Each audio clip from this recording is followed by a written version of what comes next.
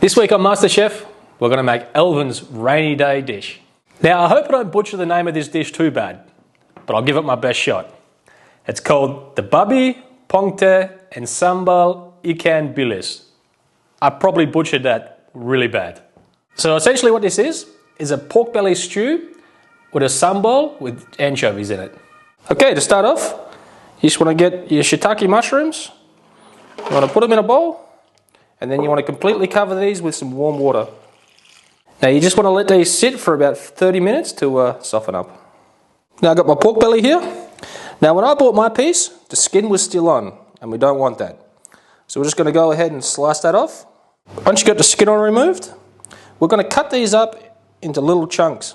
As you're doing it as well, just if the butcher's left any bits of bone behind or anything, like this little bits of cartilage and all that, you just want to trim those out as you cut these up into cubes.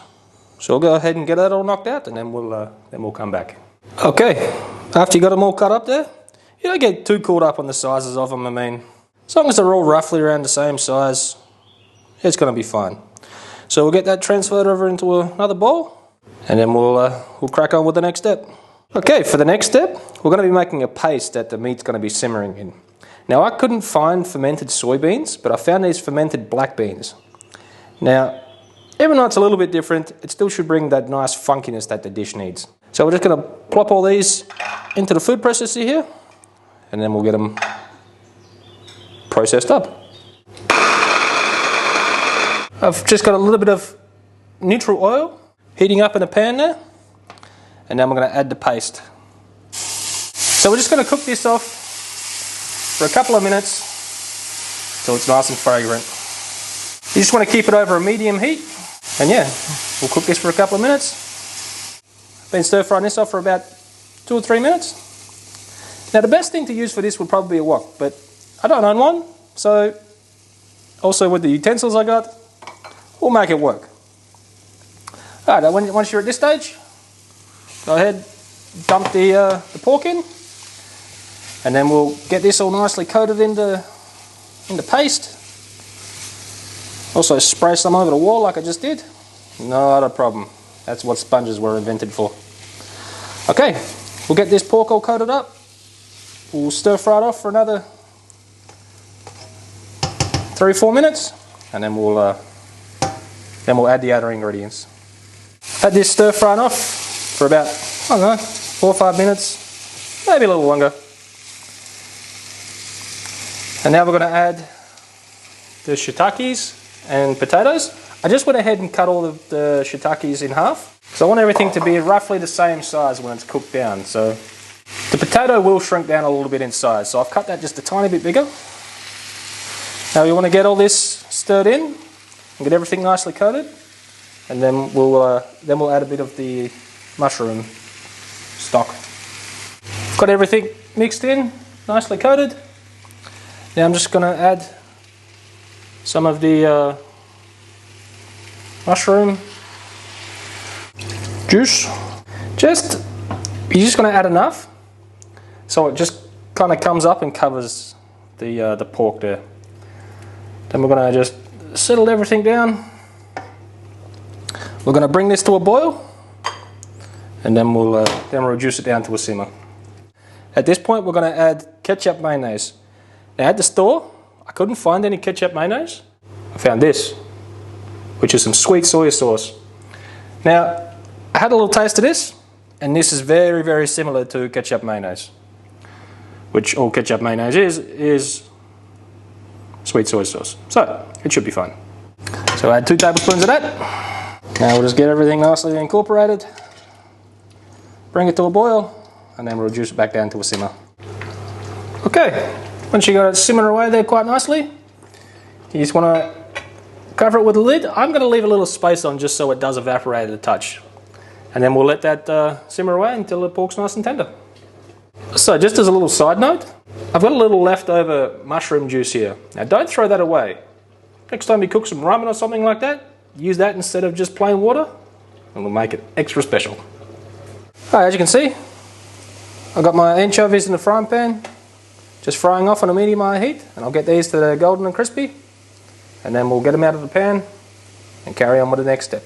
Okay, once they're looking nice and golden and crispy like that, I've got to get them out and set them on a paper lined plate. Alrighty, got some chilies cut up here, got a couple of bird's eye, and just some other long red chilies. So I'm going to pop those in the food processor, seeds and all. Then we've got a tablespoon of shrimp paste here. In that goes. And then we're just going to plop the lid on and blend this into a rough paste. Okay, I've got my pan here, heated back up to a medium-high heat that I fried my anchovies in. Now I just drained out most of the oil that was in here, but I didn't wipe it out. So, to the pan, we're going to add the paste that we just made from the chilies and the shrimp paste. And we're just going to toast this off here for a couple of minutes. Alright, after you've been frying your little chili paste off here for a couple of minutes, go ahead and add your fish in. And we'll mix this in, we'll cook it for another couple of minutes. Okay, after you've cooked it off for a few minutes, just want to go ahead, add a little bit of lime juice and a little bit of sugar. And we're just going to incorporate that, and then we're going to taste it, and we'll add a little bit more lime juice or sugar as needed, till we get it to the right taste we want. After you've added your sugar and your lime juice to taste, you just want to set this aside, and then we'll get all the other components together, and then we'll plate up. Now, as you can see, mine's reduced quite a lot. So I'm just going to add some more of the mushroom juice, and we'll give that a mix in, and then we'll reduce that just a touch, and then we'll check for seasoning. After it looks like something like that, and I've already tasted for seasoning, and it's still exactly how I want it. So now we're ready to plate.